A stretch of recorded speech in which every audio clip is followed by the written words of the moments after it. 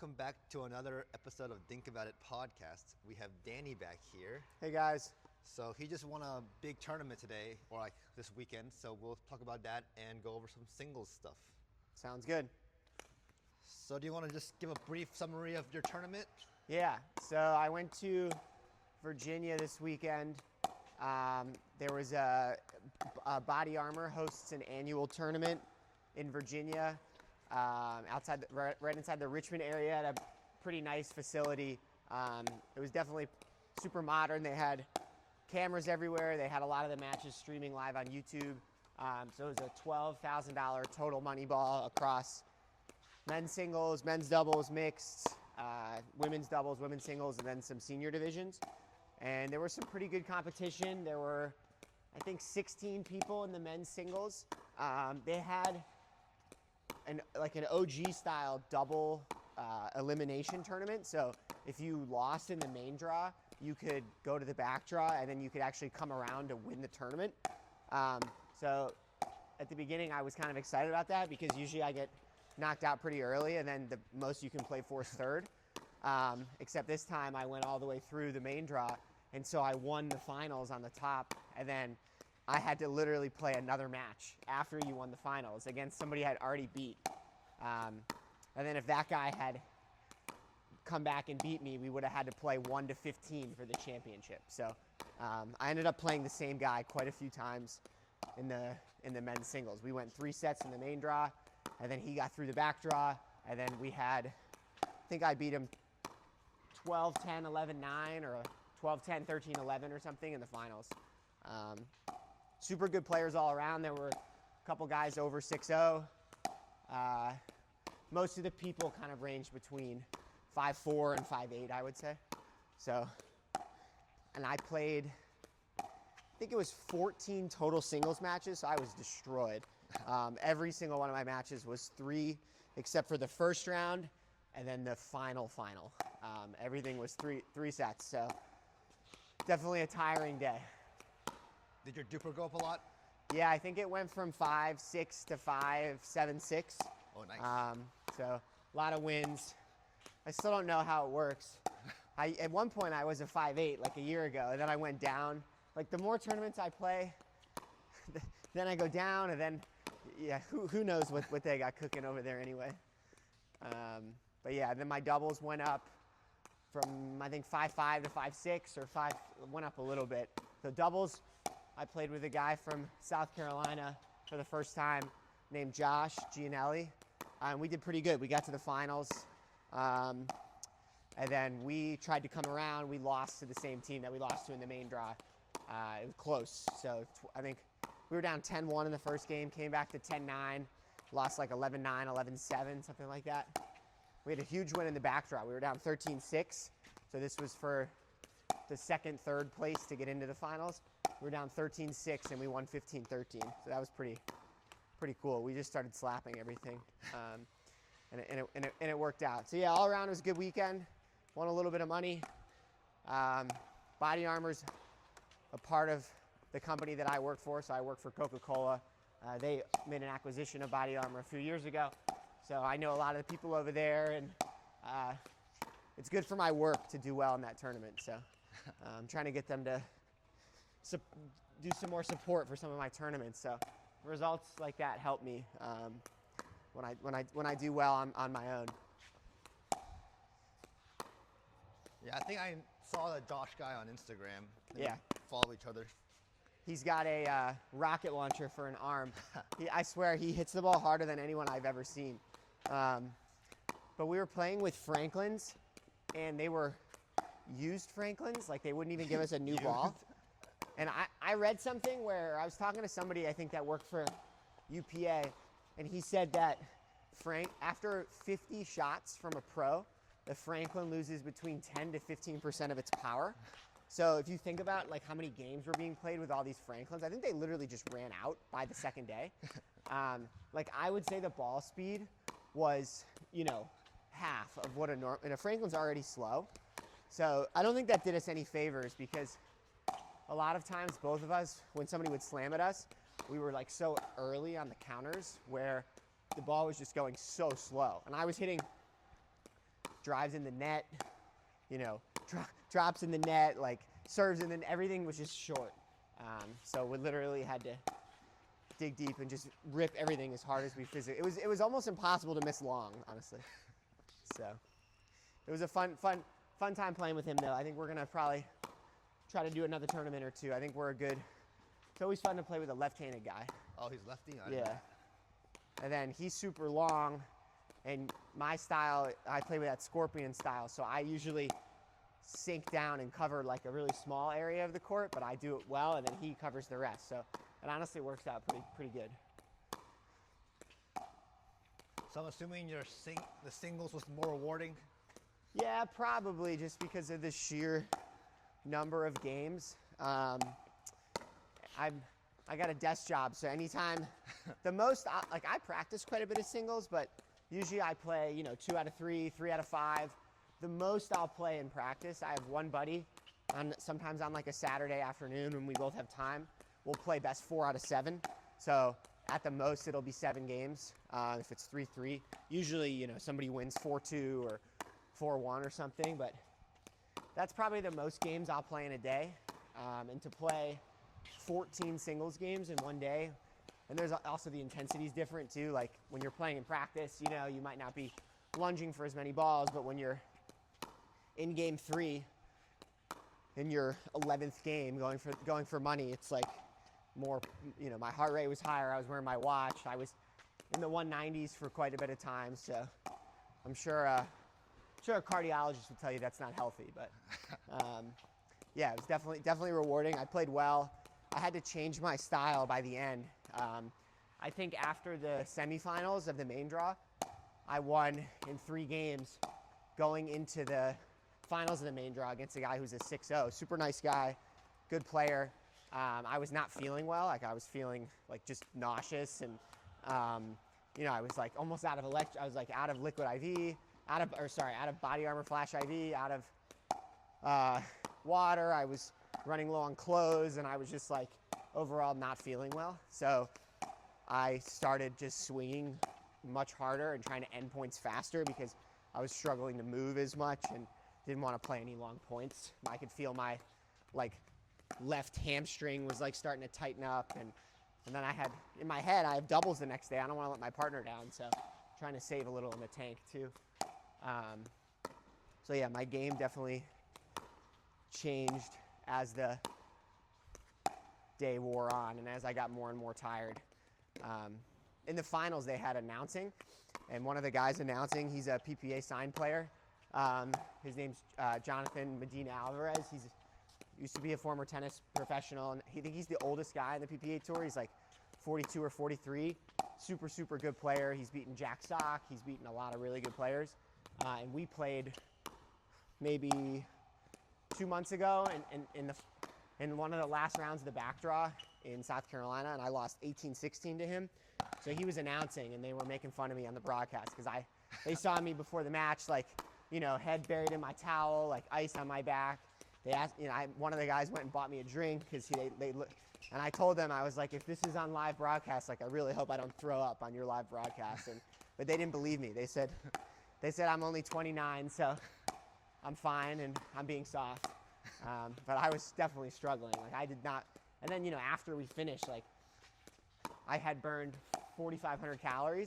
That's what my watch said, at least. I don't know if that's accurate or not, but I didn't want to eat anything just because I felt like death, but I knew I had to eat stuff. Yeah. But it was really hard to just when you just feel awful and you just want to go to bed, but then, I know I got to stretch. I know I'm playing tomorrow. So yeah, the whole thing was interesting. There's definitely stuff you practice for, and then I don't think it'd be healthy to practice and play 14 singles matches in a day. So some of it you just gotta keep your head in the game and stay with it. Okay, speaking on that, I'm pretty bad at singles. Yeah. Because I have the old single strategy. Okay. Of going up to the net, everything. Yeah. But what is the new single strategy nowadays? Yeah, it's a good question. I still probably tend to do more what you do there. I generally think you got to get in. I think the guys and girls singles is a little bit different. You see The girls stay back maybe a little longer than some of the guys, although we are seeing on tour a lot of the guys, just because of paddle technology now, you can really hit a winner from anywhere. So I do think you still want to get to the net, but I would say I used to go to the net on 100% of my returns, and now maybe it's 70 or 75. And then by the end, when I was tired, if it was a good serve at all, I was pretty much staying back, and I was just taking a rip if they were coming in. I would say it depends on your style. Like, it depends on if you play with power, if you play with placement, but yeah, I think the game is evolving. When I don't come in, I like to take a bigger cut at the return because I don't want the other guy to get in on an easy ball. So I think on your returns, you got to either hit to a spot and come in fast and split step, or you got to, if you're going to stay back, you got to take a huge swing or hit a really good ball so the opponent's not on offense on their third. Yeah. So are you basing coming up on the serve you get, or what? Say that one more time. Are you basing coming up to the net on the serve that they hit? Yeah, I would say so. I would say if like they hit a serve, you know, maybe 18 inches or a foot from the baseline and back with spin, I usually will stay back. If I try to make contact with the ball while I'm moving in, so I try to hit the ball in front of my body. If I'm pushed back at all, I'm not coming in because, well, I used to be quick because I got a desk job now. I don't get in as fast as I used to get in, and that extra one step or the momentum sometimes makes all the difference. I do think it also depends on the players that you play. Like some guys, I think mixing up style is good. Like I would come in, you know, 3 points in a row, then I would not come in, and then I see the other guy watching me, and then he's confused, and he's like, oh, you know, maybe takes too big of a cut or tries to get in too fast. So I think the key to singles, honestly, is just singles is a game of runs, even more so than doubles. Like a lot of my games went side out, 5 in a row, 4 in a row, side out, you know, 5 in a row, lots of big runs. So I think just not giving people the same return every time, letting people get comfortable. So you're just coming into the middle on every one, like you're gonna get burned. So sometimes like I'll come into more to one side, I'll hit to the middle, I'll hit to the forehand, I'll hit like just mixing style and being unpredictable is your best friend in singles a lot of the time. Okay, yeah, I probably never switch it up, so probably that's what I need to work on. But I'm more of a placement player. I don't have the hardest. So what do you recommend for someone like me? So one style that I've struggled with in my last tournament here at Lifetime, most of the guys I practice with and play with just bang the ball. And I was playing a guy in the last tournament, and he was hitting these like drop thirds, like these inside out drop thirds to my backhand, and then I was kind of popping up my backhand a little or not finishing the point. And then he was ripping the fifth. So I think like if you can get a low drop below the net like you would in doubles to one side, then you can just take the ball the other way after. That's like a good way to play placement pickleball. A lot of the people don't have the patience to play like that. Like they just want to rip everything because you can with these paddles now. But yeah, I think that's one thing I've been working on a lot as I've been training. I've been trying to work on my short angle cross-court drops and inside-out cross-court drops to set up for the fifths. So taking a lot of the fifths out of the air if you can get a ball to bounce at the guy's feet and he pops it up to take time away. I think in the first game in the finals, I was up. I knew like right away I was really tired, so I got up 6-0. I was just going for broke. And then I got up 10-3. And then he made a huge comeback to 10-9. He had passed me like 4 or 5 times in a row on thirds. So on 10-9, I stayed back on the return. And then that like confused him a little. And then he made like a pretty easy error. And then on that 10-9 ball, after I was ripping the whole game, I hit like a nice little inside out drop. And then I ran in off the drop and caught the ball out of the air and absolutely blasted it by him. So I think like just being able to mix your style and change is super, super important. Yeah, I did see one of your points. You went for the triple body bag drive, right, Adam? Yeah.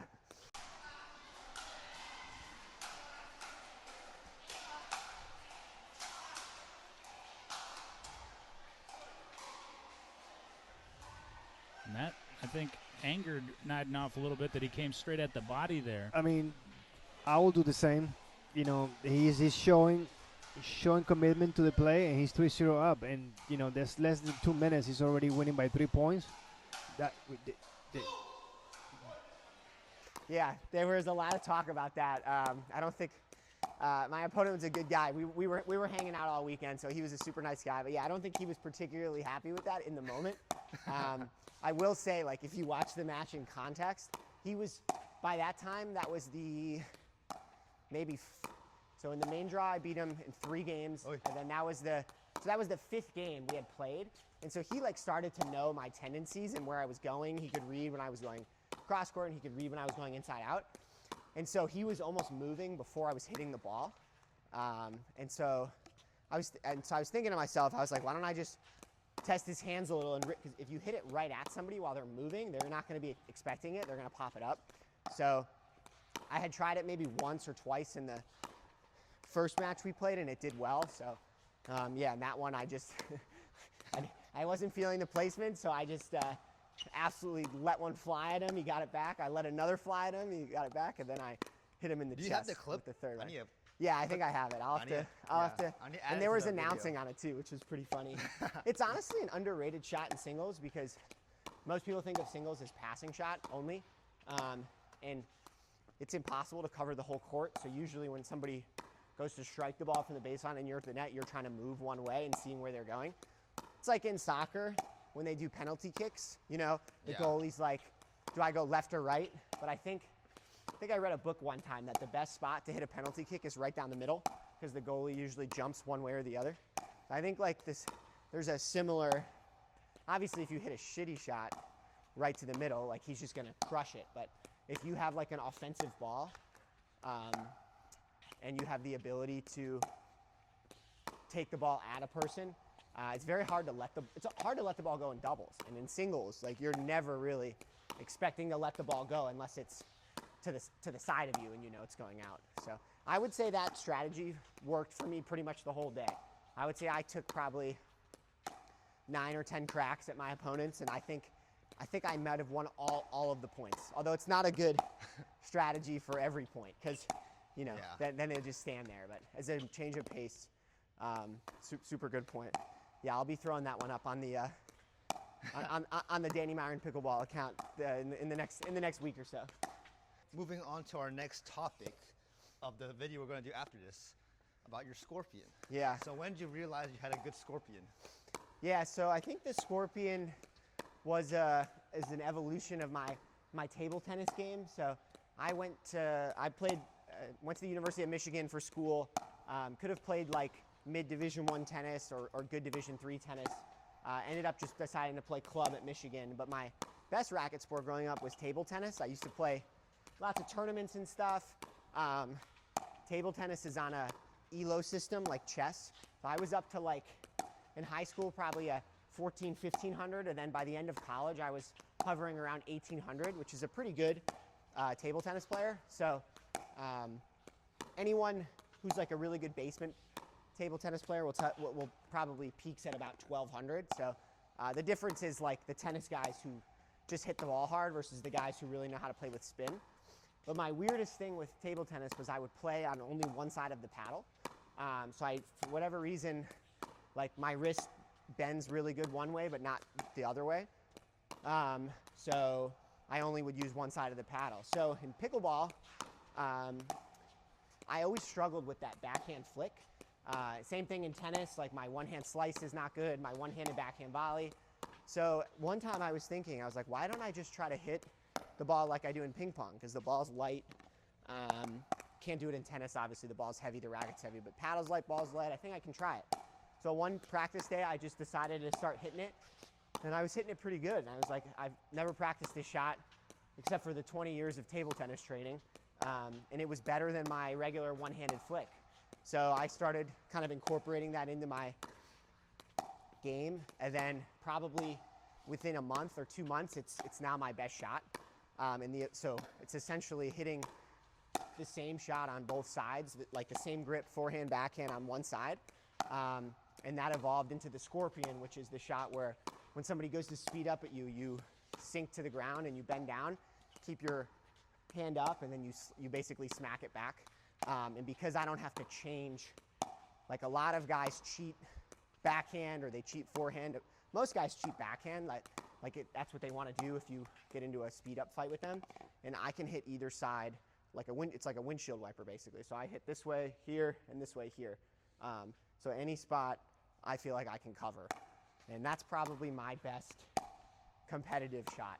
A lot of the guys, it looks pretty weird. A lot of the guys were laughing at me this week when I was doing it. There were a lot of, like people watching as well, like the 3-0, 3-5 people. I probably had to, after I played, I probably had to explain what I was doing to maybe like 15 or 20 people. Everybody was coming up to me. They were like, what is that shot you're hitting? I've never seen that before. Like, that's so unorthodox. How did you learn that? Like I was getting a lot of questions about it. And I've been working on it a lot.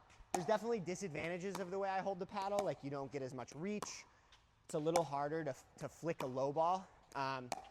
But I think there's some advantages also, like where it's much quicker than your traditional counter. So yeah, I've been working on hitting speed ups with it as well.